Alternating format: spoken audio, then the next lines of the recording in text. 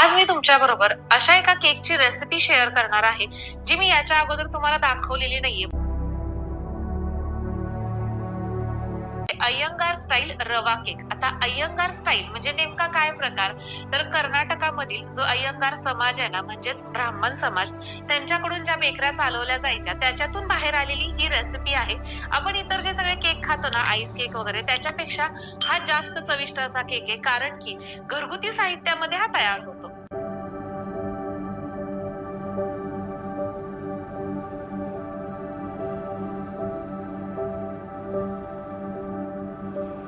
आपल्याला सगळ्यात मोठं मिक्सरचं भांड घ्यायचंय. यामध्ये 2 कप रवा, 1 कप साखर, 2 मोठे चमचे मिल्क पावडर. तुमच्याकडे व्हॅनिला इसेन्स असेल तर विलायचीच्या ऐवजी तुम्ही व्हॅनिला इसेन्स टाका. आणि केसर मी रंगासाठी टाकलेले, जर तुमच्याकडे केसर नसेल तर मग पिवळा रंग वापरला तरीही चालेल. हे लावून घेऊयात आणि फिरवून घ्यायचं. आपल्या सगळ्या क्रिया एकदा झालेल्या आहेत, म्हणजे पिठी साखर तयार झाली, रवा बारीक झाला, सोबतच विलायची आणि आपलं जे काही केसर होतं तेही व्यवस्थित असं एकत्रित झालेलं आहे.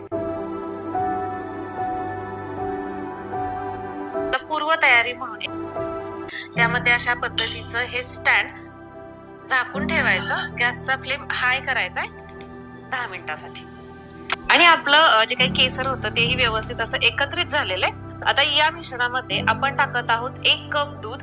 दुधाच्याच कपामध्ये इथे आपण पाऊण कप तेल घेतलेलं आहे, अर्धा कप दही,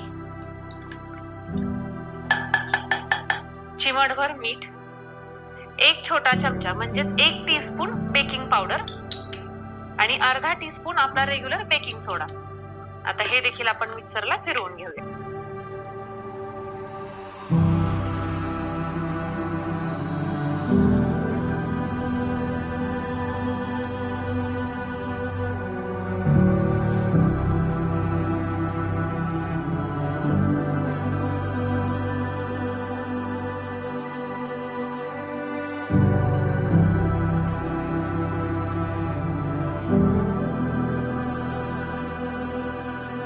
बाउल घेतलेला आहे, त्याच्यामध्ये थोडासाच मैदा टाकून घ्यायचा आहे. 1 मोठा चमचा भरून टुटी फ्रुटी घेतलेली आहे, थोडीशी जास्त घेतेय कारण की छान दिसतं.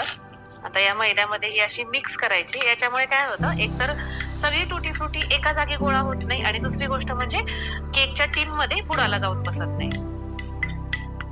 झालेलं आहे आणि तुम्ही बघू शकता छान अशा पद्धतीचं तयार झालेलं आहे. आणि याच्यामध्ये आपण जे केसर टाकलेलं आहे ना, त्या केसरमुळे याला रंग देखील सुरेख असा आलेला आहे. आता आपण ही टुटी फ्रुटी यामध्ये टाकूया, हलवून घेऊया. टीन मी घेतलेला आहे आणि याला आपण ग्रीसिंग करून घेऊयात. बस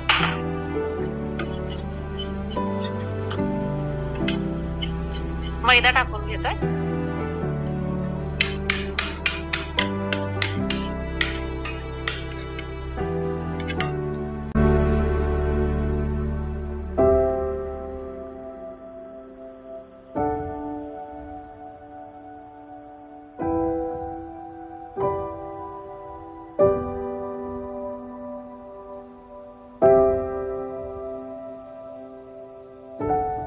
घेतलेलं आहे, यामध्ये हे मिश्रण टाकून घेऊयात.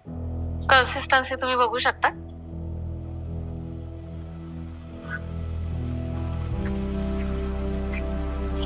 हलकं असं याला टॅप करून घ्यायचंय.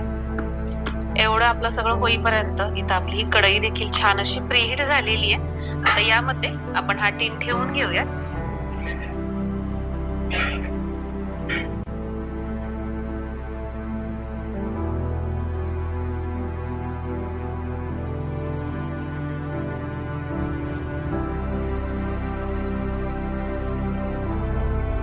आपल्याला झाकण हवंय आणि तरी साईडला कुठेही हवा जाऊ नये यासाठी याच्यावरती आपल्याला थोडंसं ओझं ठेवायचं.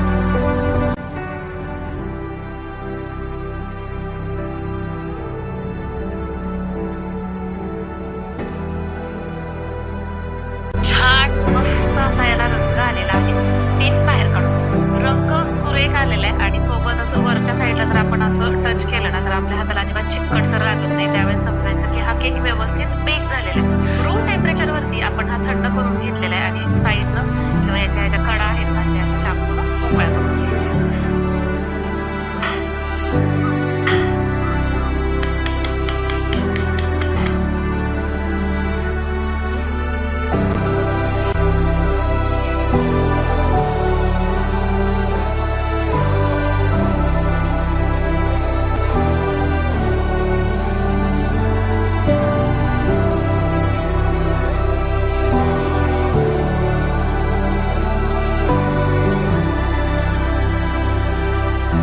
मोल्ड झालेला आहे आणि याचा जो रंग आहे ना तो सुरेख आलेला आहे आणि कडेने त्याची जाळी देखील तुम्ही बघू शकता. आता आपण हा केक कट करायला घेऊयात. तसं बघायला गेलं तर तुम्ही तुमच्या आवडीनुसार कसाही हा केक कट करू शकता, पण मी डायरेक्ट याचे 2 भाग करणार आहे.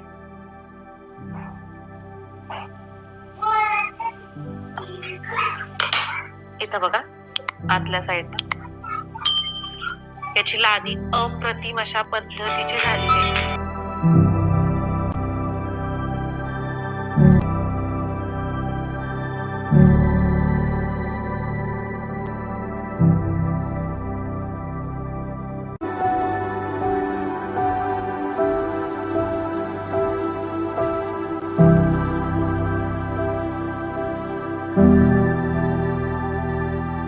बघू शकता मस्त जाळीदार असा हा झालेला आहे, मस्त फुललेला आहे. तुम्ही पाहताय अगदी परफेक्ट असा आपला हा बेकरी केक तयार झालेला आहे अय्यंगारा स्टाईल. कसा वाटला कमेंट करून नक्की सांगा आणि हो एकदा तरी घरी ट्राय करा, कारण की सामान असं काही एक्स्ट्रा आपल्याला बाहेर आणावं लागत नाही, घरगुती साहित्यात तयार होतं आणि महत्वाची गोष्ट म्हणजे अप्रतिम असा लागतोय.